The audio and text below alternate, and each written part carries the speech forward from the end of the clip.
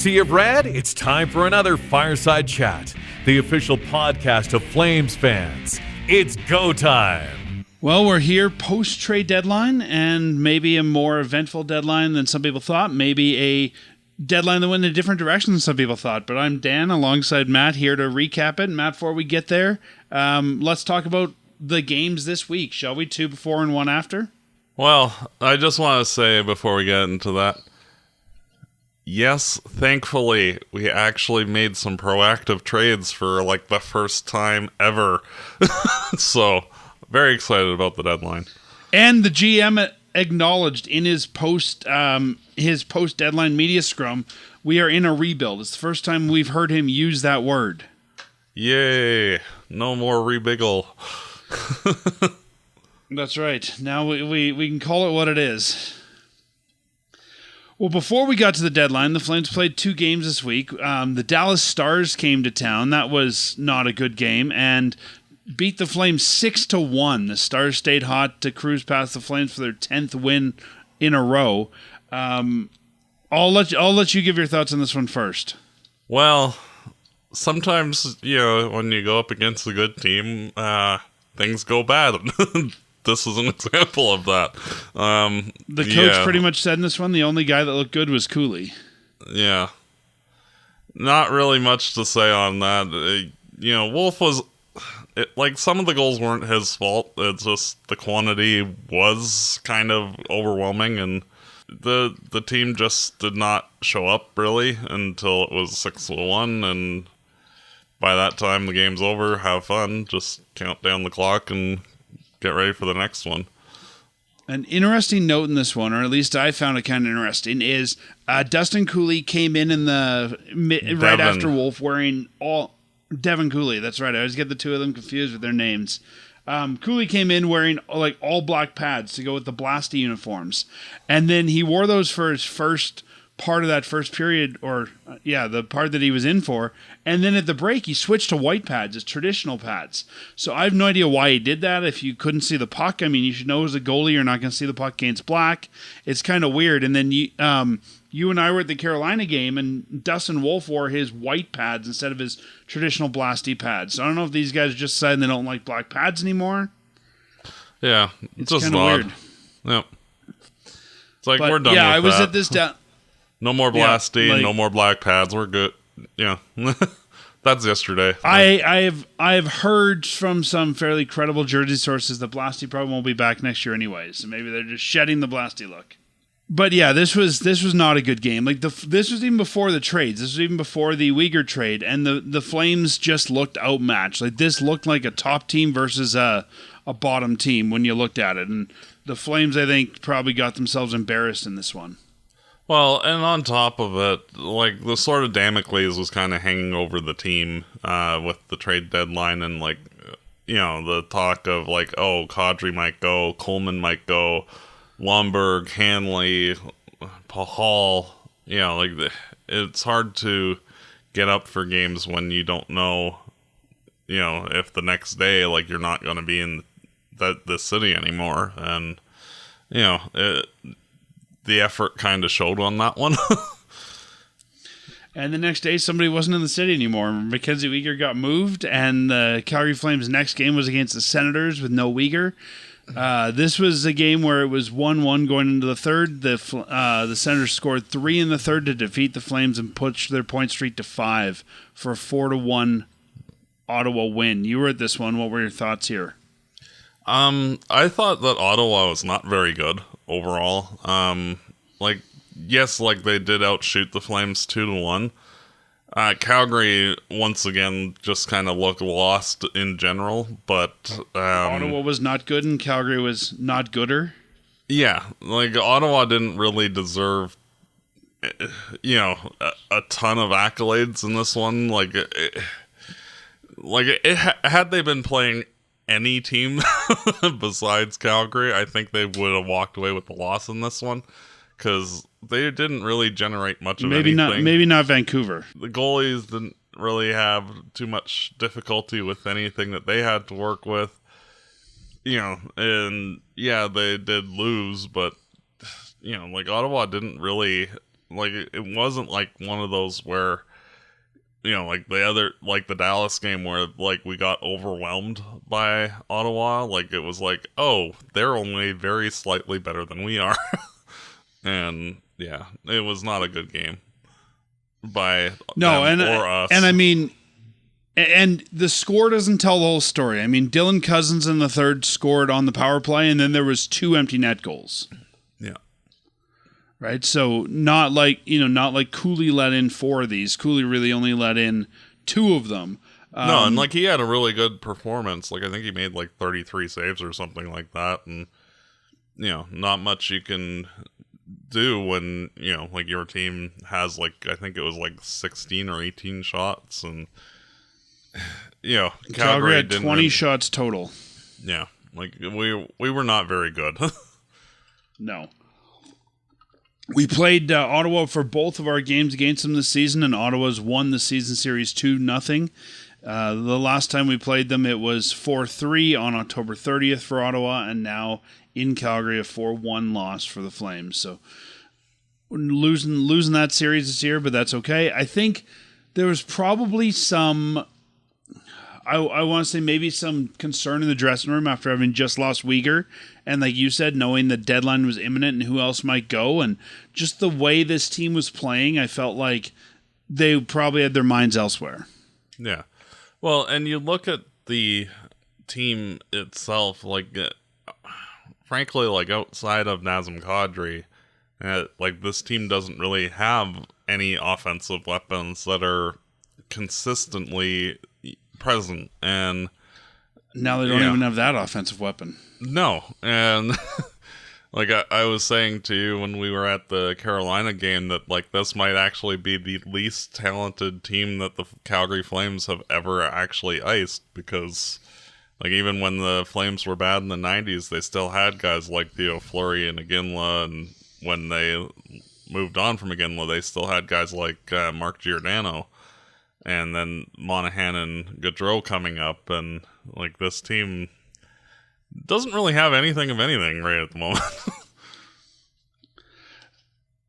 And then the team without anything, who had even less of anything after the trade deadline, took on the Carolina Hurricanes Saturday night for Hockey Night in Canada.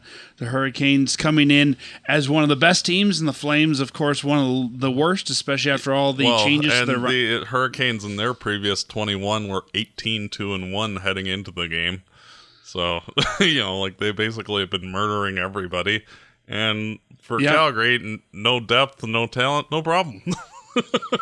They did have 2 new Flames in the lineup. 2 of the 3, Ryan Strome, wearing number 22, was in this game, and Olli Määttä, wearing number 3, was in this game. Wolf was in net for this one, and the Flames managed to beat the Hurricanes in a pretty entertaining game here. The Flames got up early. They were up 3-1 by the end of the second. The Hurricanes started to push back a little bit, and the Flames were able to seal the deal and keep the win here after that Farabee goal. And I thought this game was totally the opposite of what I expected to be. I expected this to be another like 6-1 Flames loss, but really entertaining and a really impressive, I would say, showing by this Calgary Flames team. Well, and like they even had a video of like after Frost scored the 3-1 goal of Conroy and Maloney kind of going like, what the hell? Because, where was this all year? That's right. Yeah, and guys, if you would have done this, we wouldn't have had to trade Kadri out of here. Yeah, or were they the actual problem? All of Anderson, Weegar, and Kadri. It's just one of those things that I think with those 3 big pieces moving, that everything's been kind of foisted on the next era of this team, the Morgan Frost, the Joel Farabees, to kind of put up or shut up. And it's kind of like, well, it's your team now, and if you want to, basically have a career beyond Calgary or beyond the next couple seasons, like you guys are going to have to show that you can be important pieces for this team moving forward. I think we need to credit not just the Flames win for them playing well, but for Carolina playing terribly. Like, this was not a good showing by the Hurricanes, even on a back-to-back.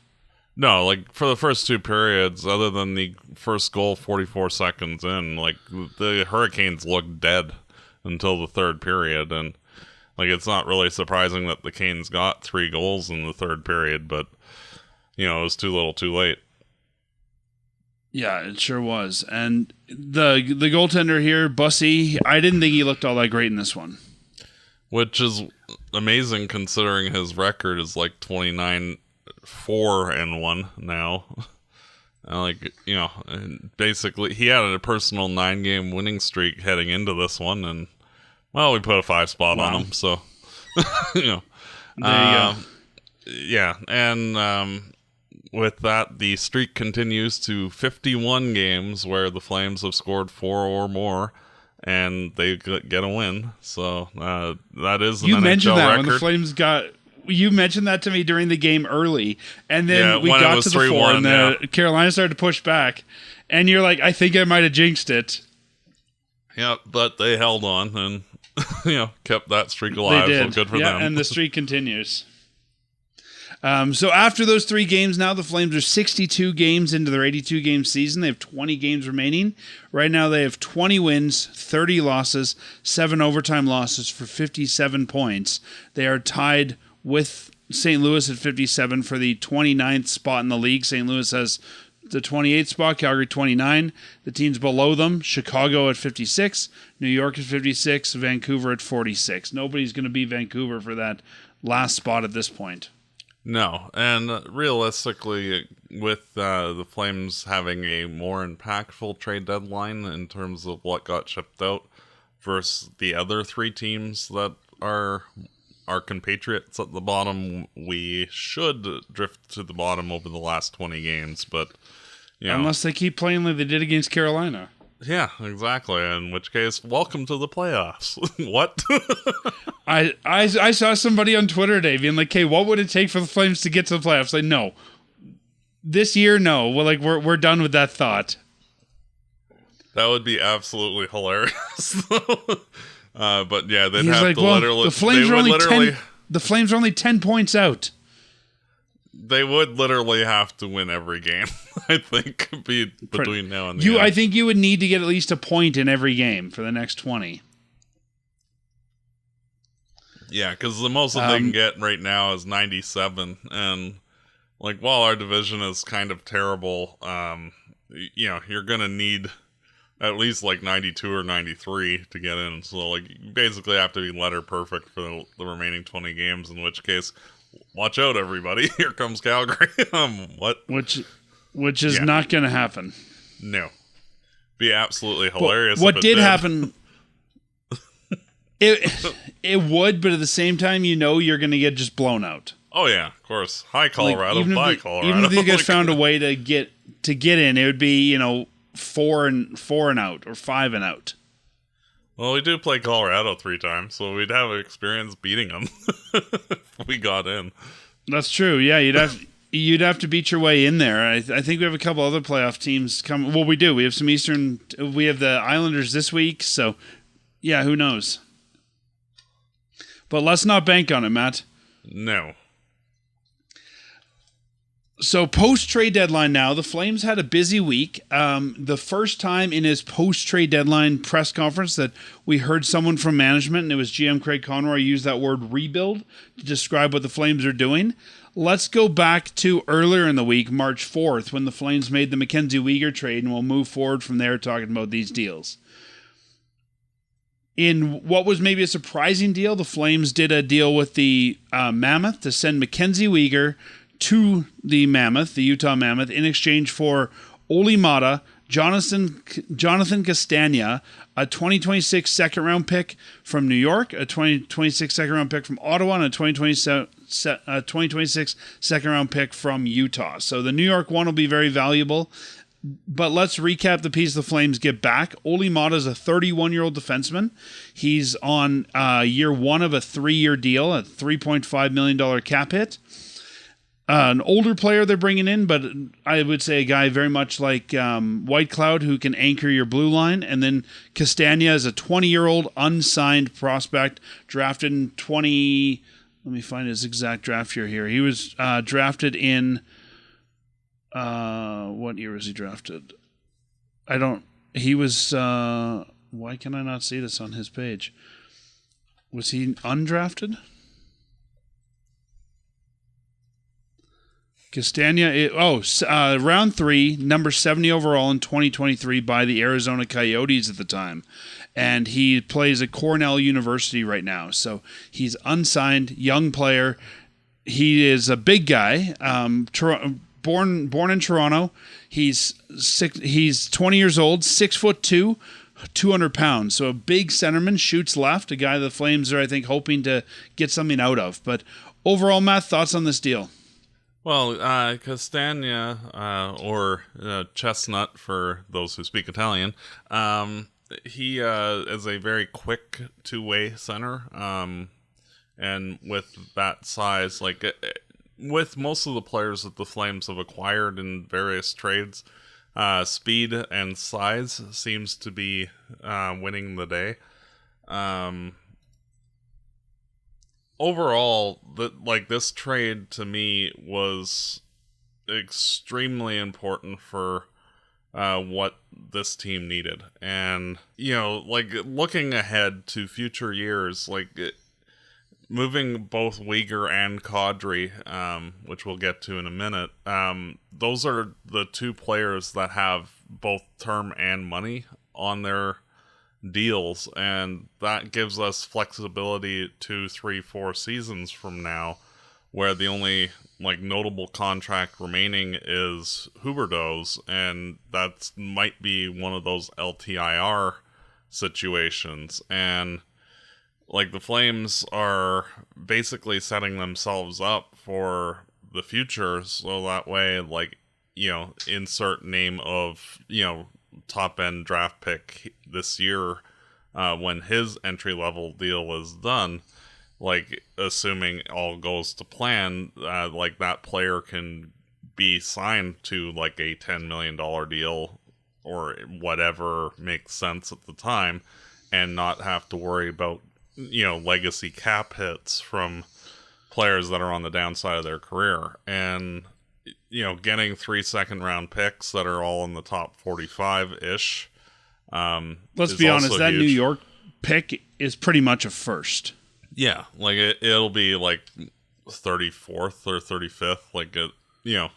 It'll basically be right with our second-round pick, which... And I'm not saying they should, but if they wanted to move up into the first round with that pick, I think it'd be easy to do so. Yeah, and realistically... one of the benefits of this particular draft is that the players that are rated from about 20 to 45 are basically the same guy in terms of talent. So, you can kind of go shopping with whatever's there, and you're more or less going to get equivalently talented players regardless of who you pick. So, even the other 2 second-round picks, you're still going to get guys that are more or less are going to be in the same talent realm as the player that you're going to be picking with our second round pick or the Rangers second round pick. Yep. I want to focus on Määttä here because this has had some people having some questions about it. I like Olli Määttä coming in. I've said a lot, and both on this show and to my friends who are Flames fans, in a rebuild, you still need veterans. You need guys that can anchor your team. You need those veterans, whether they're leaders or just, guys to show the young players how to do this. And I think a big part of San Jose's success was bringing in guys like Toffoli in that role. And Olli Määttä is 31. He's a former first-round pick. I think as a guy making $3.5 million a year for, this year and 2 more, I like him in that role. I think he's a good 5'6" defenseman, which is where he is now. He was playing in the Carolina game. Määttä and Pahal were a pair together at the bottom of the lineup, and Määttä got a point in that game. But I think as a depth veteran guy, this is a very reasonable contract hit, and I think a good player to bring in here. He seems excited to come to the Flames. I think a veteran who maybe needs a little bit of change of scenery, and a guy who I think on some teams has maybe been pushed higher up the lineup than he should be, and that's why there's been some disappointment. Well, and on top of it, it allows him to go from a situation where he wasn't really being played because of the whole, Weegar acquisition. Like, if he didn't get included in this deal, he wouldn't be in the lineup, and like he was kind of having a hard time due to the Mammoth's depth to be a mainstay in their lineup, to being able to showcase himself to potentially, like in a year or two, move on to like a contending team at the trade deadline, or get a subsequent contract from another team, provided that he continues to play at a reasonable level, because like teams always want veteran defensemen, no matter which team. Yeah, and even if not, I mean, the Flames, I think, are going to struggle to make it to the salary floor in the next couple of years, and I think, $3.5 million for a veteran guy is a fine way to help you get there. Well, and you look at, like, I'm just going to jump a little bit ahead, and like the Ryan Strome acquisition and his $5 million cap hit helps to just temporarily offset both Kadri and Weegar going. Because again, you have to hit the cap floor, and getting $8.5 million between the two of them to achieve that goal in a short-term contract versus long-term contracts makes a huge difference for this team. Right now, the Flames are at $85 million. The cap floor is $70 million, and the limit is $95. So, if they were to subtract another contract, let's say next year Coleman or something like that, they're getting close to that floor, so it's going to be good to have some money on the books. Overall thoughts on this? How would you rate this deal? A+ from our point of view. We got 5 solid assets for MacKenzie Weegar. The Flames were kind of in a tough spot because, frankly, where the Flames are, by the time the Flames are good again, Weegar's going to be like 35, 36, 37. And he is having a bit of a down year compared to normal. And 32 can be that weird age where players just kind of evaporate and decline right into like not being an NHL player. And the down year might just be a down year because the Flames are not good. Or Weegar might be, regressing to being like what Määttä is now, like a 5'6" guy. And this just helps to remove that uncertainty and the $7 million that Weegar gets from the next 4 years. So that financial flexibility from this also helps. And with the White Cloud acquisition,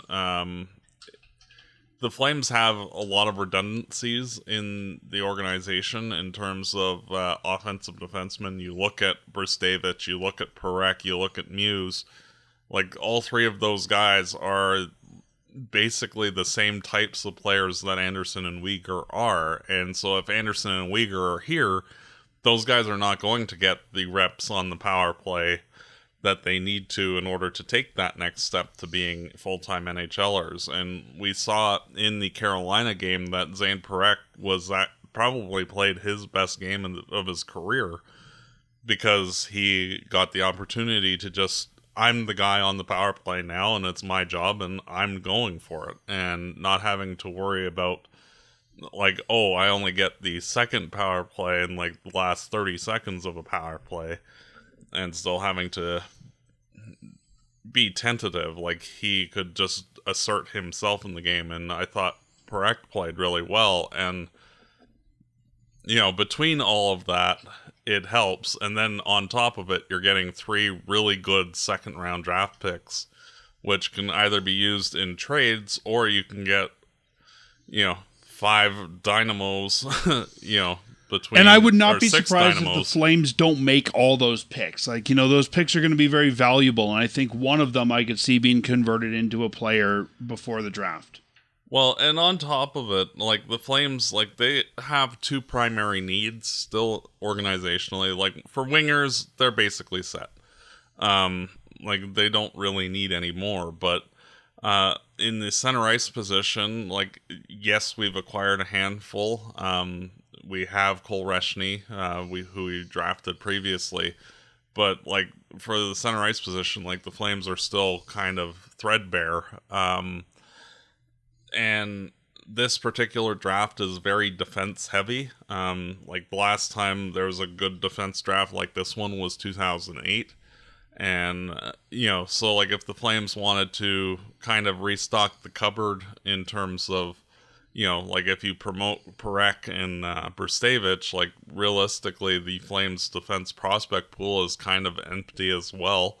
So, if you can get a couple of good defensemen in this draft and, perhaps throwing a pick at a goalie, which we don't have really anybody in the system at the moment, and throwing some picks at centers, like, you can kind of stack some more depth in all three areas where you're going to have key graduations into the pro lineup. Yeah, and we can talk more about the draft and their strategy for this year as we get closer to that. Let's focus on the deadline for today, but I don't think all those things have to be done in this draft. I mean, they've got 2 firsts, 4 seconds, and 2/3 this year. They have 2 firsts, 2 seconds next year, potentially.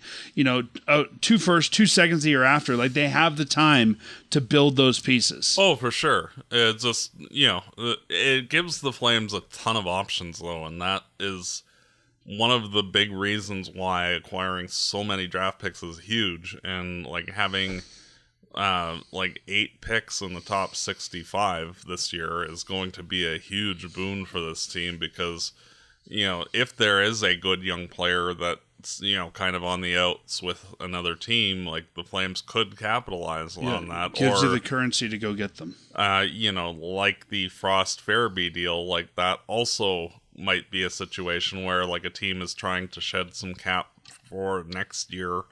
And, like, say a team like Colorado, who is going to be right at the cap, they might want to have some flexibility and, like, oh, hey, we'll give you this, decent player X for, one of your picks. And, like, the Flames can capitalize on those situations where they couldn't previously because they didn't have the capital to do so. Yeah, and I mean, Colorado really has no picks this year. If you look at it, they've got no pick in the first, no pick in the second, no pick in the third, 2 in the fourth, 2 in the fifth, none in the sixth, and a bunch in the seventh. So I could even see if Colorado even has a disappointing year this year, that they might be willing to trade back. If they don't go as far as they think in the playoffs, they might be willing to trade back in the draft. The next pick the Flames made wasn't until deadline day, and all the Flames picks came out very late on the deadline day, so we were all sitting there eagerly waiting for some to come out, and the first one that came out for the Flames was a deal with the Anaheim Ducks. The Calgary Flames acquired 32-year-old centerman Ryan Strome from the Ducks for a 7th-round pick in 2027. Ryan Strome is on year 4 of a 5-year deal, so this year and next year at $5 million each. He's making $5 million in those years. He's played both wing and center in Anaheim this year. I think he'll be used here primarily as a centerman. But again, I like this deal. I think that when I saw this come out, it was foreshadowing to me that something was going to happen with Kadri because they're bringing another veteran center. But, yeah, as soon as I heard it, it's like, oh, Kadri got dealt. We just haven't heard that yet. Like, that's it. Like, it was foreshadowing that to me. But again, I like this. He seems excited to come to Calgary. Ryan Strome, I think, is a good veteran and will know his role and be able to be that sort of, third line, second line center, and already got, a goal in his first game as a Flame. So good for that immediate impact. He's a right shot, which the Flames need. What are your thoughts on this deal? Well, much like when the Flames went out and signed Anthony Mantha, to try and, like, rebuild his play so that way they could capitalize with, like, getting a 2nd or a 3rd round pick for Mantha. I feel that getting both Olli Määttä and Ryan Strome, it's an effort where you have guys that are buried on the depth chart in, good teams that are making too much money for those good teams. And Calgary can capitalize with very low acquisition costs on our end to, be able to showcase both of those players as being useful pieces, and could subsequently include them in trade deadlines in the future. And like if Strome returns to being like that 40-point pace guy, two-way center, like the Flames could potentially get like a second or third round pick for Strome next year, which good free asset basically for a 7th round pick. Like we have that flexibility, and so if you just gain another asset and in the short term a good quality veteran player for the kids as well, it's like a win-win all the way around. Like there's not really any downside on this. No, low risk, potentially high reward for the Flames, even if you can't trade Strome for much next year. I mean, you gave up a 7th to get him. Even if you get a 4th, like that, that's a 3-round upgrade for your trouble. Like, no. And even if, he had a bad year, got hurt, whatever, and you got to let him walk, you've really given up nothing for him. Yeah. So, yeah, I like this. I think he's going to be a good leader. I think the Flames are going to need those leaders, and we've already seen him playing with Zary and Pospisil, and I think that's about where he would fit on this lineup, is that 3C wearing number 22. I liked him with Zary, and it just gives the Flames, as we've talked about, a depleted center ice position. It gives them a reliable option there. So I was quite happy when I saw this. Yeah, the guys on the Fan 960 yesterday were kind of giving him a little bit of flack for going 0 for 11 in the faceoff spot against Stahl, but what can you do? Yeah, and I think he, as a 3C, he will get a 3C for Calgary. He's going to have some tougher faceoff matches, but also I think he doesn't have to win those faceoffs all the time. Yeah. It's really the play that matters. Exactly. The faceoffs are important, but and if one of he the things, can play well, like that matters more. One of the things that Nazem Kadri made his name for in Calgary is working well with young players. I mean, remember, Kadri and the kids his first year with Zary and Pospisil, and I think we might see the same kind of role being Strome's role here. Yep. Well, let's save the big deal for last. We'll talk about the minor deal that came out after the trade deadline was over, and this was a deal with the Calgary Flames and the New York Rangers. The Calgary Flames acquired Brennan Othmann from the Rangers for Jacob Battaglia. For those that don't know who these players are, Jacob Battaglia was a Flames pick in round 2, pick 62 in 2024. He's 19 years old. He's taken a bit of a step back in the OHL this year, playing not as good as we've seen him in the past for Kingston. And the player the Flames bring in, Battaglia is a right winger, by the way. The Flames bring in Brennan Othmann, who was a first-round pick, 16th overall in 2021. He's a little bit older. He is 23 right now, and a guy who is a left winger, more of an immediate, I guess, pro-ready guy here in Othmann. They've said that he will be sent to the Wranglers to start this season. My thoughts on this one is, I think when you look at Jacob Battaglia and the Flames draft class for that year, Battaglia would become a forward and become a pro forward at a year that there'd be a lot of competition. And I think right now the Flames have some need, especially with the depleted Wranglers team, that all this is doing is moving very similar players. Othmann is he is done at the end of the year if he wants to be done with the Flames. He's an RFA, so they'll probably qualify him anyways. But I think that this just gives you a player for now as opposed to a player for later. I think they're very similar in terms of their upside and their potential. But this is just, like we said, they got a lot of picks coming. They've got a lot of guys in the pipeline. I think this just moves a now or a later for now. Yeah, and if you look at, Othmann was taken 3 picks after Matthew Coronado. In that particular draft, he was a former first rounder, 16th overall. And they basically, the pair of them have had the same difficulties in their career. And in the draft plus 1 year, both were looking very excellent. And then their draft plus 2 year, which is this year for Battaglia. Like, they both kind of hit the wall.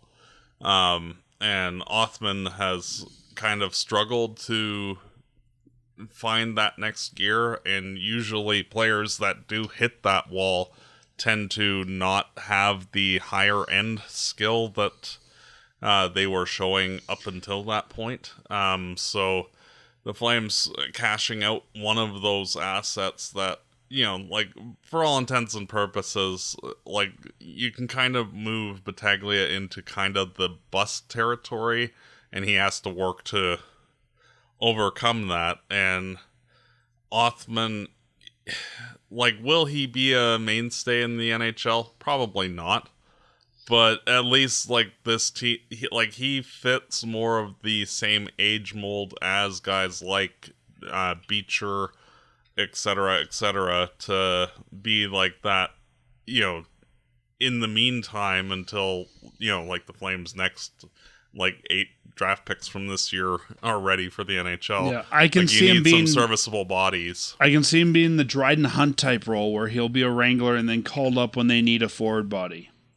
Yeah, and, like, one thing to note is that he is waiver eligible next year in training camp. So if he, you know, doesn't make the team next year, it'll be kind of evident that, like, he's not very good. So even if we lose him on waivers, it's kind of like a meh.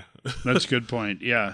Just looking back at that 2024 draft class and the forwards that would be coming up, let's assume they all turn pro at the same time. I mean, Matvei Gridden's already turned pro. You've got Andrew Basha, Battaglia, Trevor Hoskin, Luke Misa, Hunter Lang. That's quite a big group of forwards. And I think that when I look at those names and the guys that are in there, I think Battaglia is the one that could easily get lost. Yeah, well, and especially because of how poor his season, like, yes, his line mates did graduate, but, you know, to go from being a 90-plus point player to a 40-plus point player when you're a year older, like, you should be kind of close, if not exceeding, your previous year's total. And to basically have your total, it's like, oh, you were just riding coattails. You know, and you're not the player that we thought you were. And, you know, like, it makes sense, especially with having so many guys coming through the system. You know, if the Flames do make all 8 of those draft picks, like, you know, he's going to quickly find himself on the low end of that totem pole really quick, and better to have somebody that you can actually potentially use in the NHL next season as a, you know, 3rd/4th line player and potentially get an NHL guy out of it instead of having to wait and hope that, you know, he refines his game.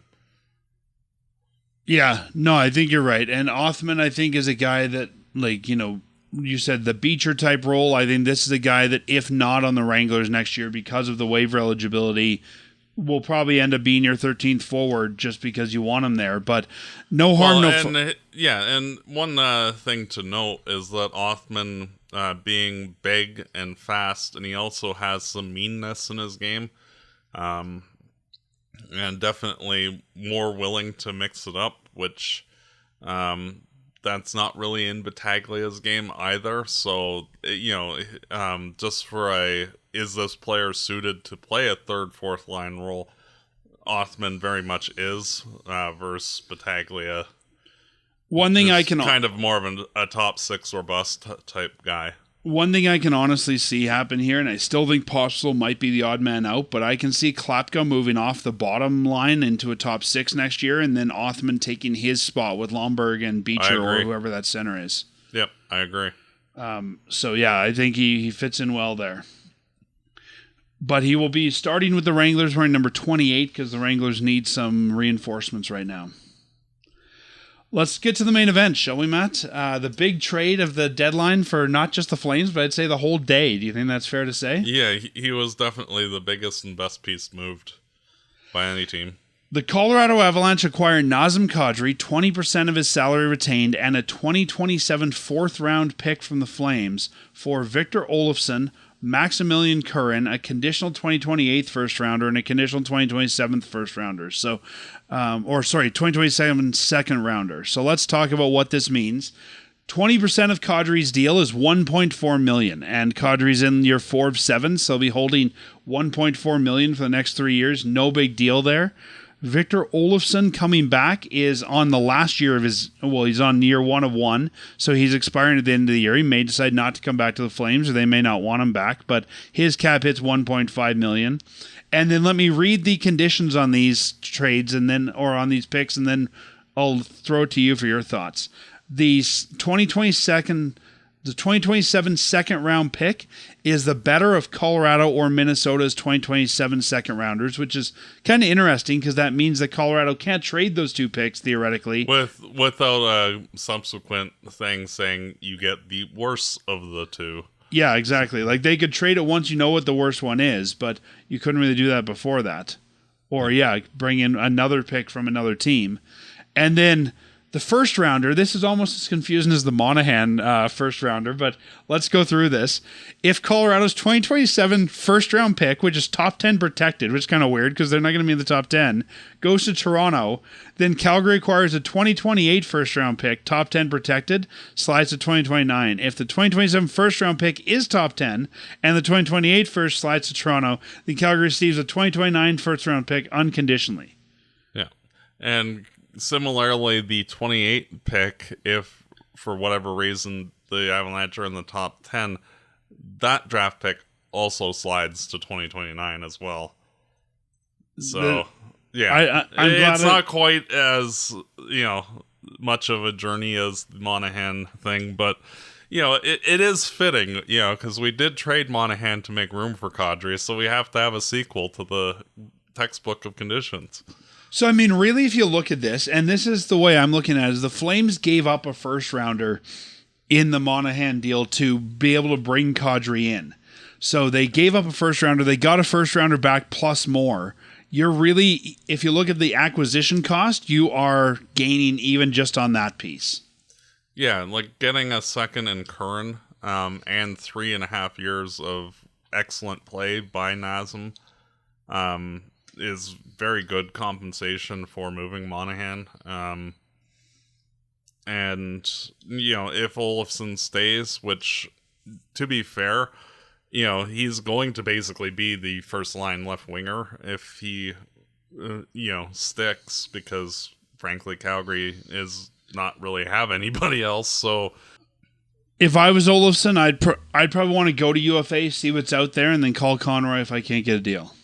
Well, and it's one of those situations where, like, if he wanted to take a 1-year deal to play with Calgary, he could then leverage that as you'll trade me at the trade deadline next year, and I get to go to insert contending team here. So it might be a mutually beneficial situation for both Olofsson and the Flames. I don't know if they need more wingers right now. Well, it's one of those that, who are you really displacing at this point? I think if we still think that there's a Coleman deal to be done maybe in the offseason, then he really takes Coleman's roster spot. Yeah. So, for those that don't know these players, Victor Olofsson, 30 years old. He'll be joining the Flames on their road trip this week wearing number 95. Interesting note, the first Calgary Flame to ever wear 95 in a regular season game. He's a left shot, 5'11", 181 pounds. 30 years old. He can play left or right wing. And he, in Colorado this year, played 60 games, has 25 points, and will be joining the Flames on this road trip. Maximilian Curran is 19 years old. He's a 5th-round pick from 2024 for Colorado, pick 161. And with the name Curran, he is actually Czech. His dad's Irish, his mom is Czech, and he's playing for the Edmonton Oil Kings, so I assume this is a guy the Flames have seen a lot of in his, playing here in the Dome against the Hitmen. He has played 31 games, has 41 points with the Oil Kings. He's a centerman, 19 years old, 6'3", 187 pounds. So those are the two. Yeah, and he is out for the rest of the season with the shoulder injury, which he's having surgery on. But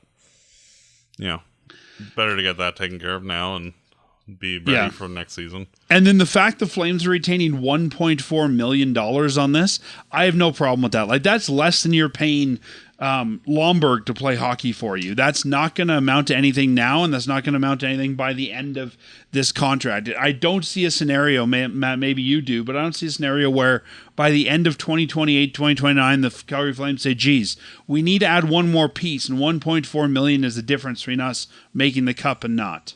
Yeah, like, the Flames will be lucky to be where San Jose is currently in 28, 29.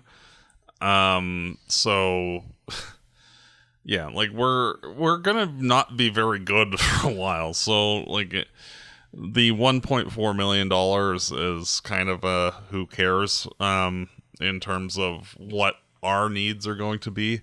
Like, if you look at, like, say the Flames luck out and draft Gavin McKenna, the first year of his new deal will be at the end of that season. So, like, you know, like, it's not, like, even if, like, McKenna basically becomes Celebrini, where he needs, like, a $12-13 million contract, the 1.4 still won't even matter because... No, and by that point, the cap will go up so much that I wouldn't even be surprised if, like, the rookie minimum is 1.4 by that point.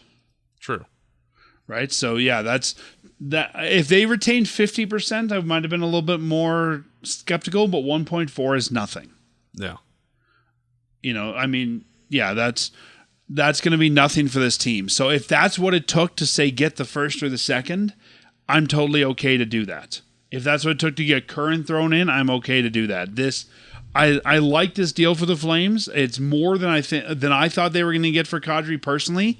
I have no complaints here. I think there's a 10 out of 10 deal for Conroy, and between this and the Weegar deal, it finally signals we're rebuilding.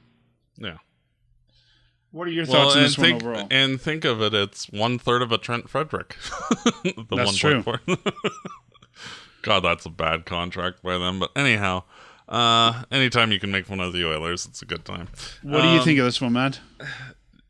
Again, much like the Weegar deal, Kadri is not going to help this team. And nope. Like we've said that for months. Like, you know, where it's like I don't want to watch, you know, guys like Kadri and Coleman, etc. on this team. It's not because I don't like them as players. It's just by the time we're actually good again, like, these players are going to be aged out entirely, and you're kind of like wasting their time and ours by them being in our lineup. And I'd rather be cheering Kadri on and Weegar with Utah and Colorado in the playoffs and hope that, you know, they win a Stanley Cup, because, like, I'm still a fan of theirs.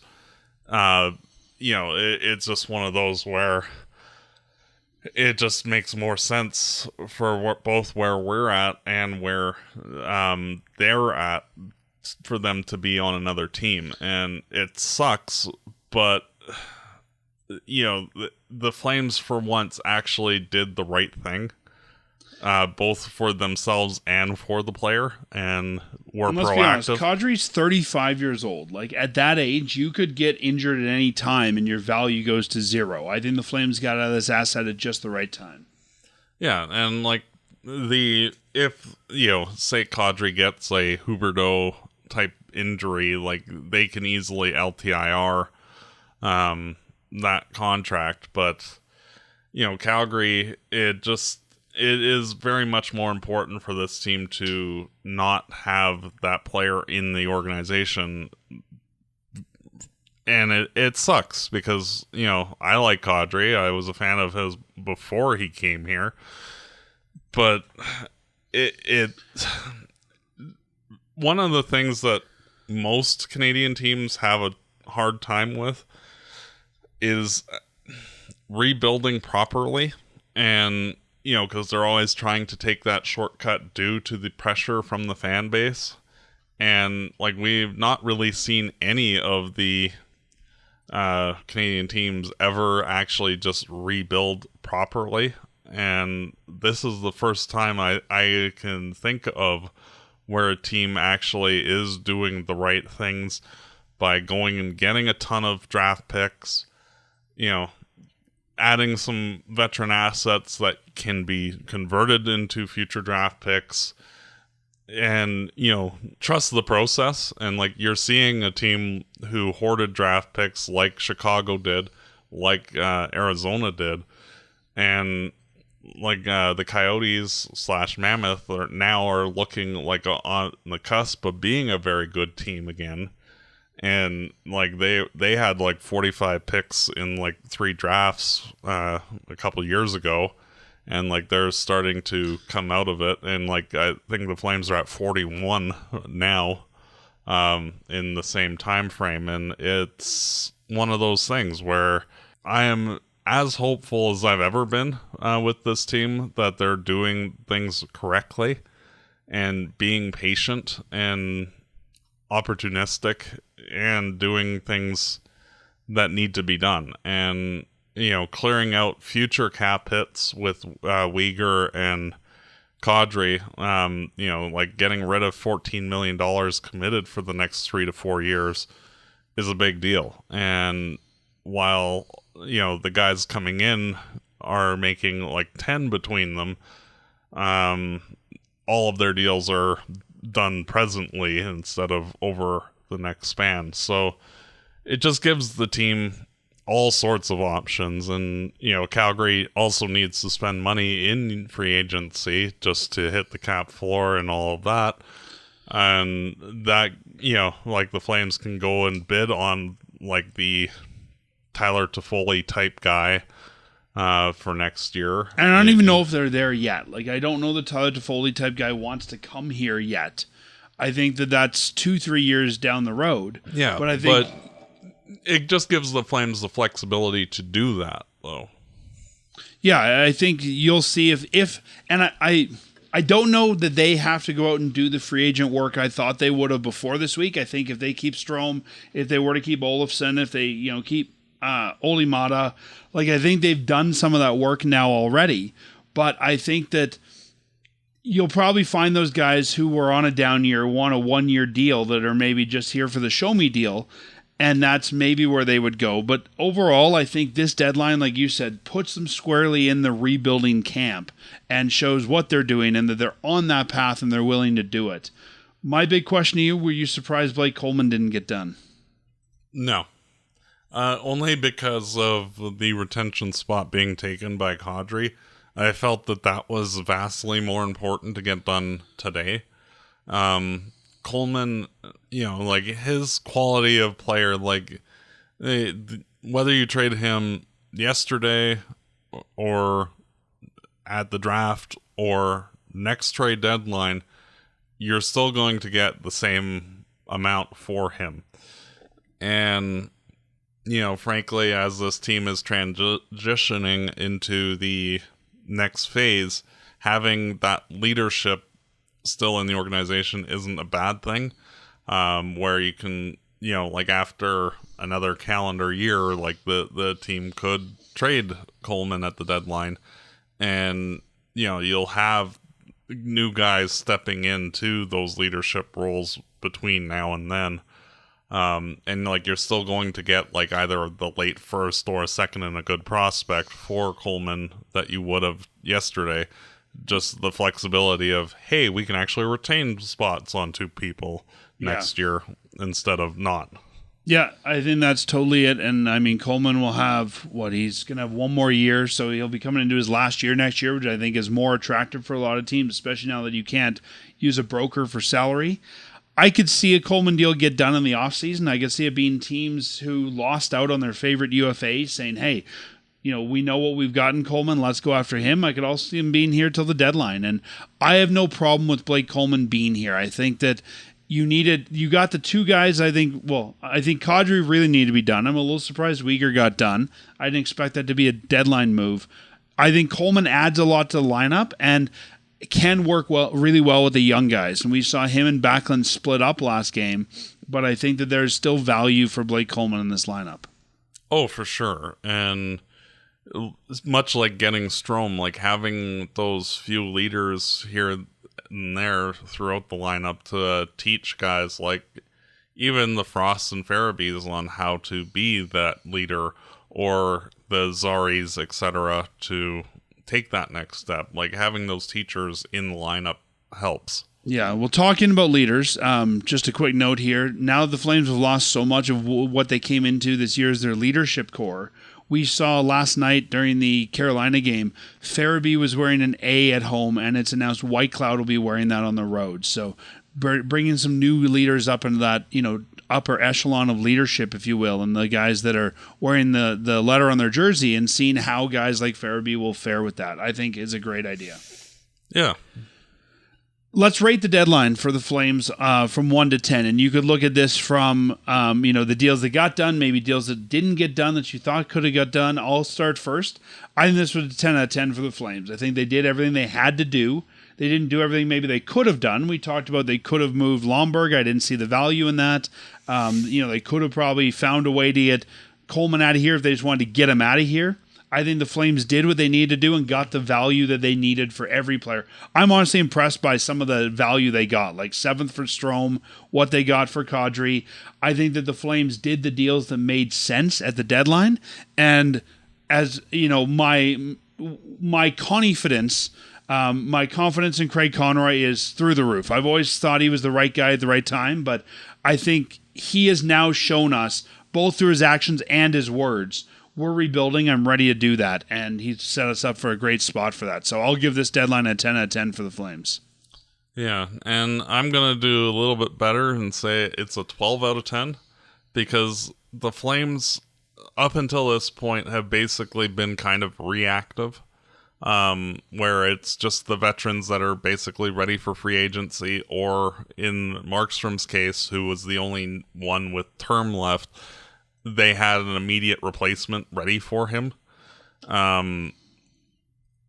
They don't have an immediate replacement for Kadri.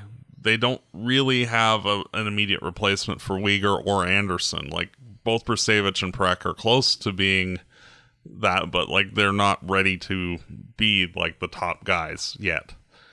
And by them committing to actually doing the process properly, and it takes time, and it's layered, and it's not easy, and you have to do like a multi-factor approach where you go out and you get a guy like Strome, or you get guys like Määttä and Olofsson to come in. You keep guys that you think you need for the transition, guys like Hanley, like Lomberg, like Coleman.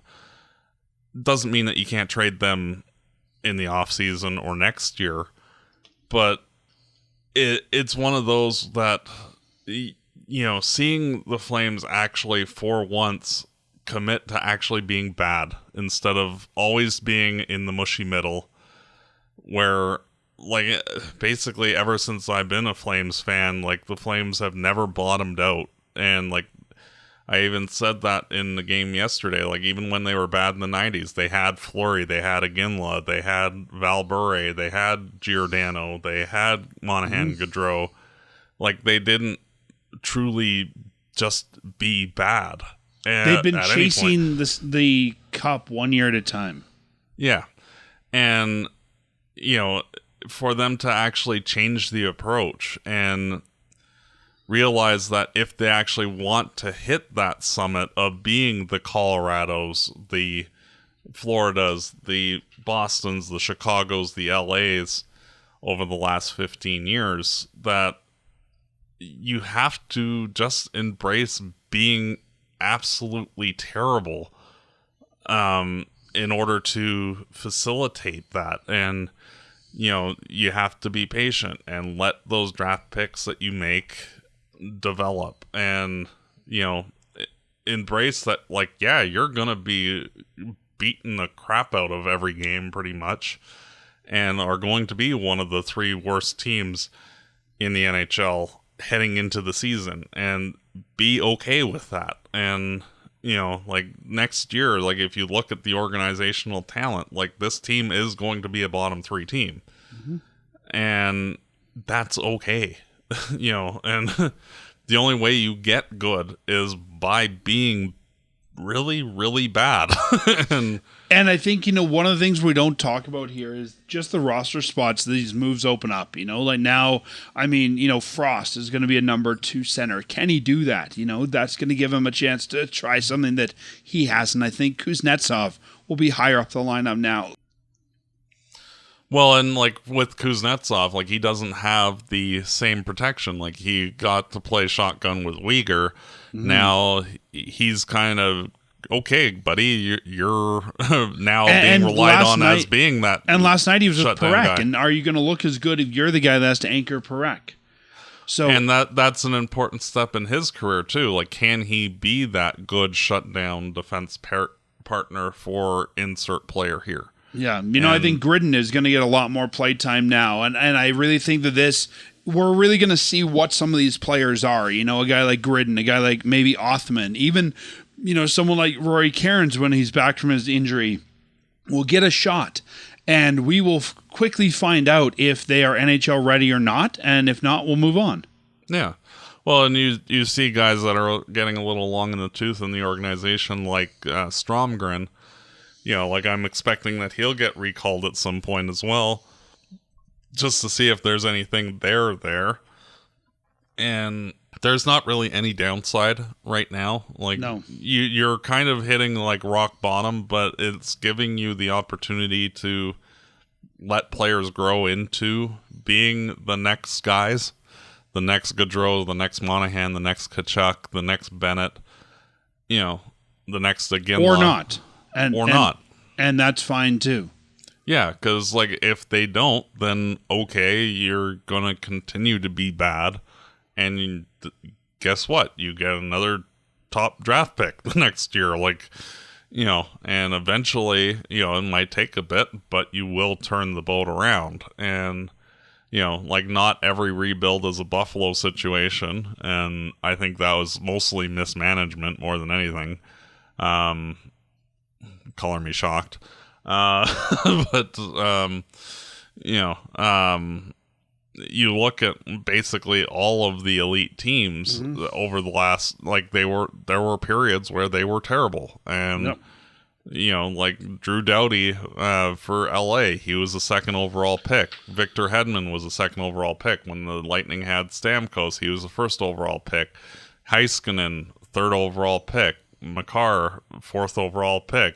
McKinnon, first overall pick. Barkov was a second overall pick. You go through the list, everybody that's good, they had to be bad in order to get good. And I am just, this is the most hopeful I have been since we've been doing this show, that the team's actually going to do things correctly. And even when we were coming out of the rebuild the last time, it's you're kind of rushing it with the Hamonic trade and the Hamilton trade. And I think to me, it's the first time we've seen the organization chart a course that's more than 1 year. And while I liked a lot of what Tree Living did when he was here, he's doing what he's doing now in Toronto when he was in Calgary of let's build to this year and let's go all in and let's trade all our picks. And that didn't work. Okay, let's do the same thing next year. And there's a time and place for that.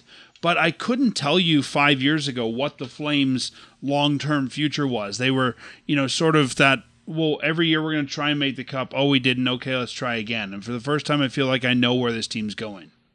Yeah, and it feels good to finally have a direction picked that isn't just basically, oh, well, we're pushing to be 16th, in the NHL. And, okay, that's great if you're on the upswing, but, we're not. And so we're just kind of stuck in that middle.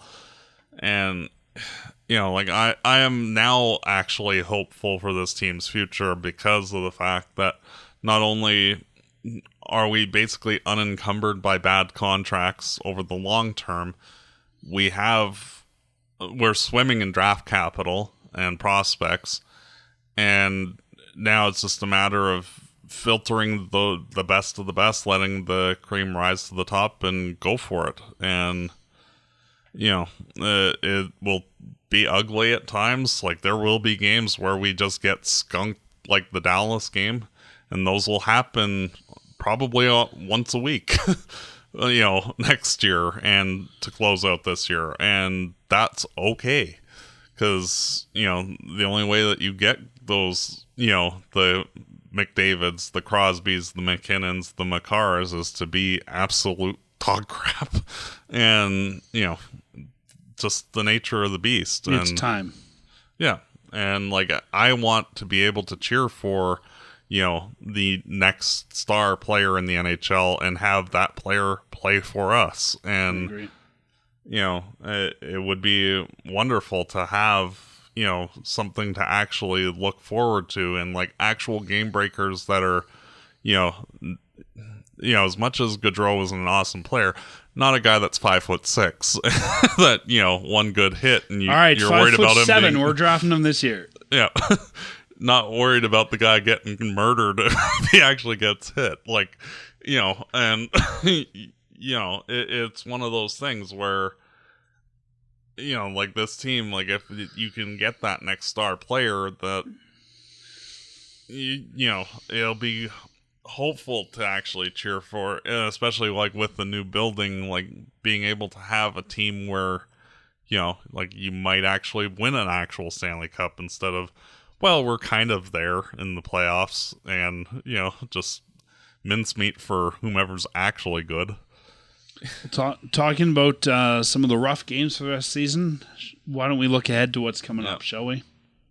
I totally agree with you. The rebuild is starting, and it's going to be painful. This week could be very painful, but we have taken stride and know it's part of the process. Yep. Looking forward to it. Last week, isn't it weird to say you're looking forward to some losses? Oh, yeah. Well, and it's one of those things where, the mindset is, now completely shifted where the results don't matter. It's how did Gridden play? How did, is Coronado regaining his play from last year? Is Frost taking a next step? And, there are hopeful things to look forward to instead. And, if we got our head shoveled in, well, we're supposed to be bad anyway. Exactly. And, not really caring that we lose. It's okay, yeah, that's kind of the expected. And, so-and-so is actually doing something kind of special right now. And, is Perek taking the next step, et cetera, et cetera. Exactly. It's about growth from here on out. Well, you and I aren't growing and trying to figure out how the Flames are doing. Last week, I thought they would beat Ottawa, lose to Dallas and Carolina. You thought all three. They lost to Dallas and Ottawa, beat Carolina. So we're not growing at our ability. I honestly, I don't think anybody, including Carolina or Calgary, expected the Flames to beat the Hurricanes. So I don't even know if the Flames expect to win. At the end, it's almost wow, okay, I guess we did this. Yay! That happened.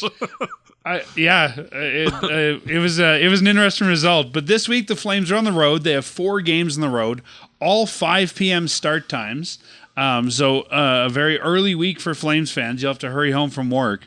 On Monday, the Calgary Flames will be in Washington to take on the Capitals, a 5 p.m. start time. Victor Olofsson will meet them there.